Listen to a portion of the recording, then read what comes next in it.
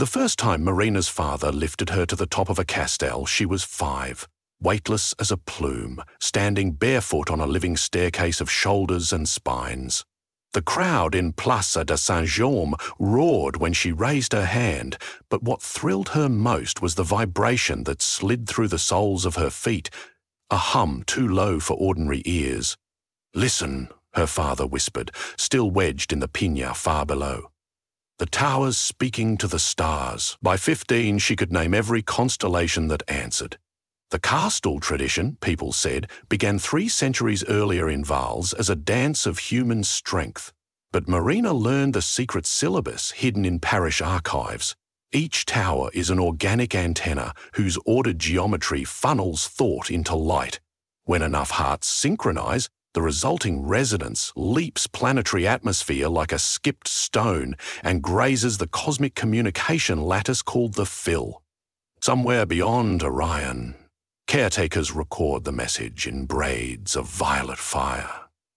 Barcelona's elders kept that esoteric purpose quiet, though clues lay everywhere. The red sashes that cinched the waist of every cassola doubled as coded cables, their woven patterns denoting frequency bands. Musicians who played the growlers did more than mark timing. Each trill shifted phase within the lattice. Even the festival schedule was an orbital timetable, aligning towers with seasonal apertures when the field's signal-to-noise ratio swelled.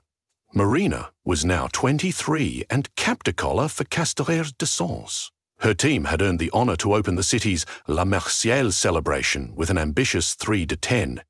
I am Frilleray Manilays, 10 stories tall, 3 people per level. Plus the brace of secondary rings, such architectures, if perfectly stable, could transmit essays of feeling, communal joy, civic gratitude, petitionary prayers. Marina, however, had prepared something different. Over the past year, she'd scoured sea temperature readings, satellite plastics indices, and tide charts blotched with oil. She wove the data into a message of alarm. Earth's oceans were turning sour, and humanity needed help refining bioremediation enzymes rumoured to exist on water-rich moons. The Fill was not a wishing well, it was a directory. If she aimed her plea precisely, technicians of the Nebula Commerciale might forward it to whichever civilization had cracked chlorine-resistant kelp. Geordie, her childhood friend turned astrophysicist, thought she was reckless. "We've never asked for technology," he warned, polishing his glasses. "The Charter forbids unbalanced exchange."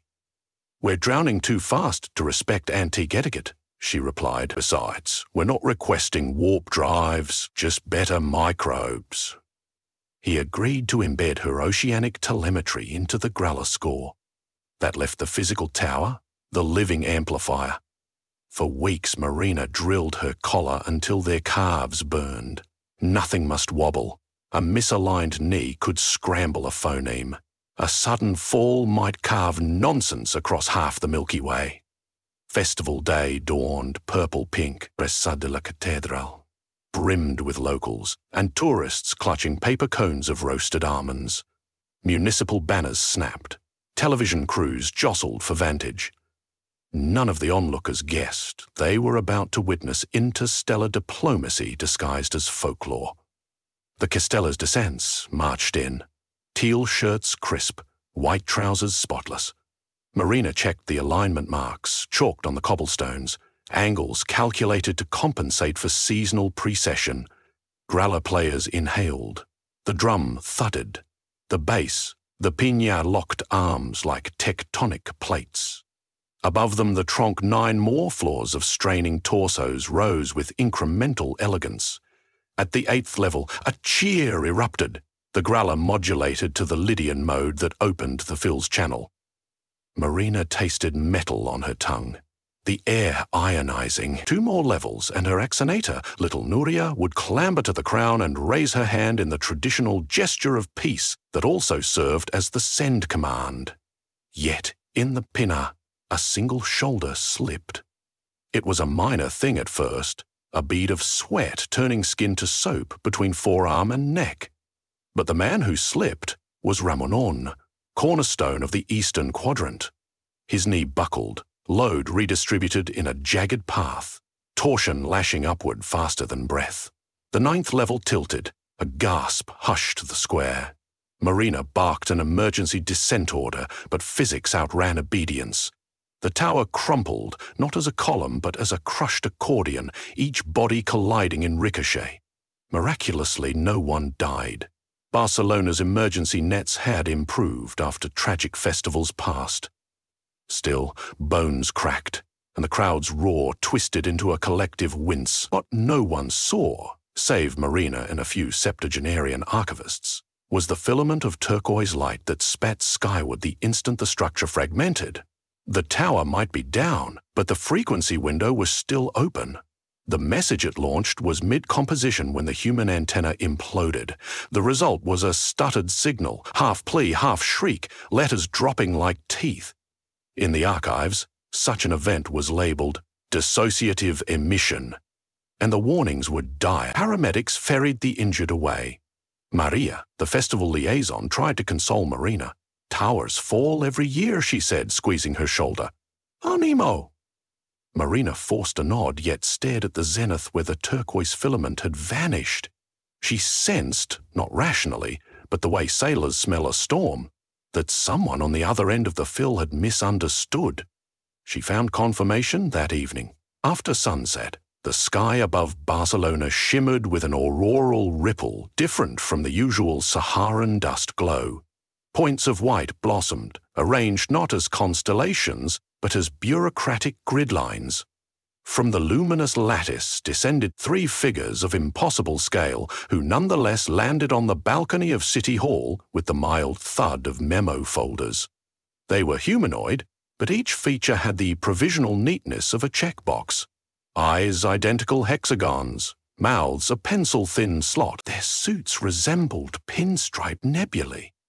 Badges on their lapels bore the insignia of the Intercladal Audit Corps.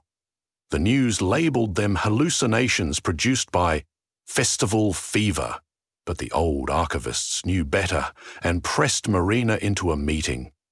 In the marble hall of St. Jordi, the tallest auditor who introduced themselves as Akla forespoke in a voice like staplers snapping. Petition received, category Resource Assistance, cross-referenced with codes M42B to Waterway Remediation, H770 Omega Cultural Interference. Error metrics exceed allowable thresholds. Flagged for escalated audit. Marina stepped forward, heart drilling her ribs. "There's been a misunderstanding. Our Castel collapsed mid-transmission. We need to restate. Restatement denied until post-audit. Standard practice investigates sender integrity." Ecclefort unfurled a holographic document listing sub-clauses. Probative period, 30 terrestrial hours, after which, if irregularities persist, channel privileges revoked for 400 Earth years. The mayor paled. Losing the fill meant cutting Barcelona and, by extension, humanity off from the cosmic conversation that had discreetly shepherded progress since the Renaissance. The antibiotics revolution had smuggled formulas through 19th century towers in ruse. Modern earthquake-resistant alloys came from a collapsed tower's accidental query. The first hints of climate data correction were inbound. If the channel closed, other cities might retain access, but Earth as a node would fall silent. "We will cooperate," Marina said quickly. "Let us show you the integrity of our practice." "Compliance appreciated," the auditors chorused. "Begin." Thus commenced the strangest tour in Barcelona's history. The auditors needed evidence of moral and structural reliability. They measured the tensile strength of subway escalators, interrogated pigeons about municipal waste, and sampled seawater from Barceloneta Beach, distilling it within their palm in seconds. Everywhere they went, they produced forms in triplicate, one sheet of paper that smelled of citrus, one of cinnamon, one of ozone, then filed them into briefcases that folded into origami galaxies. Watching them, Marina realized the error must be corrected before the audit concluded. The risk wasn't mere bureaucracy. The auditor's mandate included remedial action proportionate to systemic hazard, and some footnotes implied planet-wide sterilization had historical precedent. Geordie believed that footnote was hyperbole. Marina wasn't willing to gamble. The fix required broadcasting a clean message through a tower, equal or superior in complexity to the failed Castell. Time, less than 30 hours. Obstacles, a depleted roster of uninjured Castellaires. Bruised public morale, and auditors stirring through the city tallying fault. Marina convened captains from rival Colascuaca Gracia, Terrassar, Villafranca. Even the contingent from Tarragona in town for the festival's final day. Historic rivalries groaned like old hinges, but the stakes startled cooperation into being. They would build La Mar de Dret, the Sea of Straightness, a 4D 10 ABM triple Folrayer configuration, rumoured but never attempted, featuring 3 concentric braces. Its node alignment, Marina calculated, could convey a diagnostic retraction.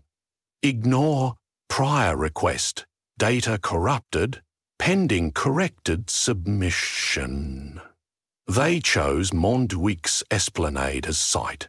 It offered level ground and line of sight to the polar cusp on which the fill concentrated twilight. Word spread. Volunteers arrived, carrying crates of water, drums of arnica gel, crates of oranges. Even the skeptical astrophysicists from the city's observatory lent laser rangefinders to align the base. As preparations advanced, the auditors shadowed them, scribbling observations. Aclafor paused beside Marina while she chalked foot positions. "Your persistence evidences commendable intent," the auditor said. "Yet risk calculations trend unfavourable.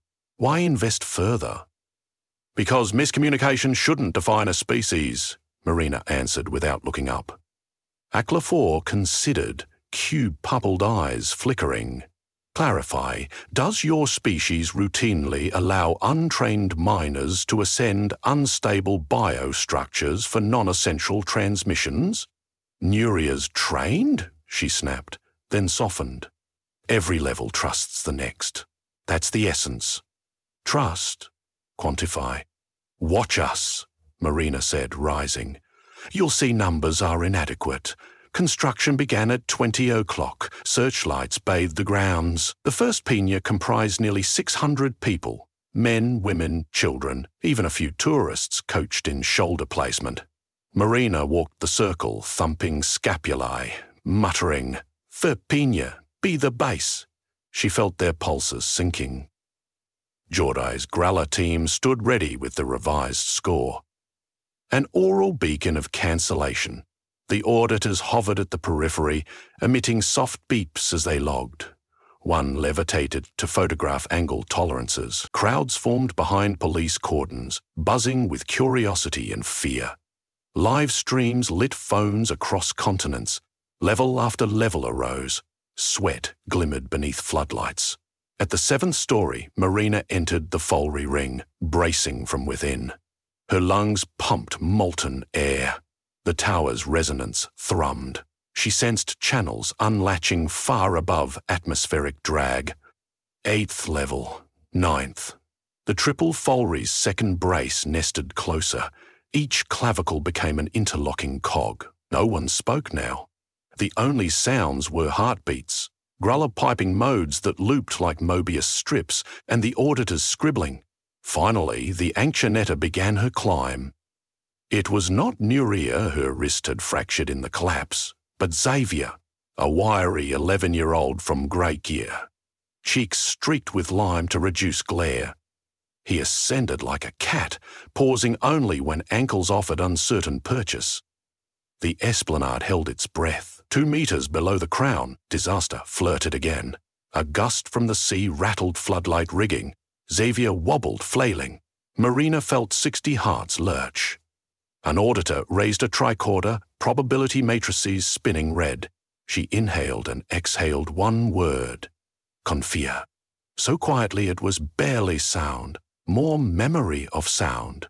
Xavier steadied. He reached the top platform, knelt, and rose into the ancient stance, feet apart on supporting shoulders, back straight, right arm slicing upward, forefingers extended. To tourists, the gesture meant cattle and pride. To the Phil, it meant transmission initiates as truth. The growls shifted to an augmented fifth. Geordie's overlaid telemetry inverted the earlier plea. A cascade of null codes followed by corrected vector tags. Essentially, the tower now shouted across parsecs, "Recognize the panic. Rewind. We're fine." Then, almost as afterthought, Marina appended a postscript about oceanic distress, but phrased as a query for collaborative research rather than rescue. The sky responded.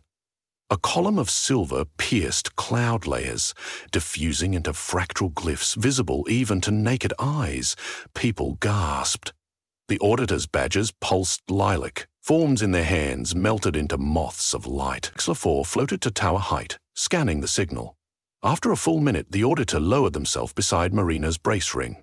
"Clarifying, you have rescinded defective petition and submitted updated correspondence within tolerance." "Yes," Marina panted. "Does that satisfy the audit?" Xla4 rotated their head 360 degrees, consulting remote statutes. "Provisional pass awarded. Full audit postponed for 1 standard quad century to monitor long-term consistency. Channel privileges maintained." The roar that erupted nearly toppled the tower. Yet protocols demanded descent in order, so jubilation compressed into silent tremors while each level dismantled. When Marina finally stepped onto ground, her knees buckled in mingled relief and fatigue. The Auditors regrouped. "2 extended translucent briefcases.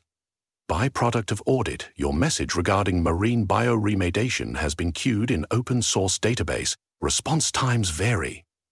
Marina grinned. "I'll take that." "Advise. Fortify base practices. Structural morale is systemic morale." With that cryptic counsel, the Auditors dissolved into a mesh of tessellated snowflakes and ascended, folding back into grid lines that retracted beyond perception. Ascara returned to ordinary velvet, albeit vein-edged by memory. Barcelona erupted into improvised parade. Drummers pounded lids, bakers passed free coco de piña, strangers embraced. Reporters babbled about holographic art. Most citizens accepted the narrative, because disbelief was simpler than cosmic bureaucracy. The Castellers knew better, but secrecy laced with pride kept their lips sealed. At 4 in the morning, Marina and Geordie sat on the seawall overlooking a dark Mediterranean. Bruises mapped her arms. Salt wind stung them awake. "So," Geordie began, "audit averted. World not vaporized. How do you feel?" "Like a collapsed tower stitched back together," she said. "Fragile, but truer to form." He tossed a pebble, watched ripples. "Do you think anyone will answer our ocean query? Maybe. Maybe it'll arrive through a dream, through spontaneous fungus on a buoy, or a joke an engineer half remembers. However it comes, we'll translate." They fell into companionable silence while fishing boats blinked on the horizon.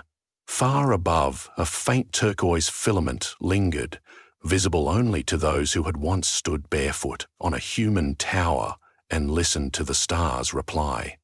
The following year, the Castellers de Sants rebuilt their 3-10 without a wobble. Yet Marina felt no urgency to transmit. The fill was open, yes, but she understood now that every message carried weight beyond physics. She drilled her team in patience as fiercely as balance. When Nuria's wrist healed, she returned to the crown, though Maria insisted on double helmets for all miners. Occasionally, late at night, Marina would sense a humming underfoot, a whisper of the fill passing through Barcelona's foundation, and imagine at Claire 4 ticking boxes somewhere in the night between galaxies. She would smile, glad that trust, once quantified, could still surprise its accountants. And on coastal mornings when foam smelled faintly of citrus, Marina swore she saw microbe colonies fluorescing with colors uncharted by marine biologists. Whenever that happened, she'd place her palm to the water as if to a friend's shoulder, steadying an invisible tower that stretched from seabed to star.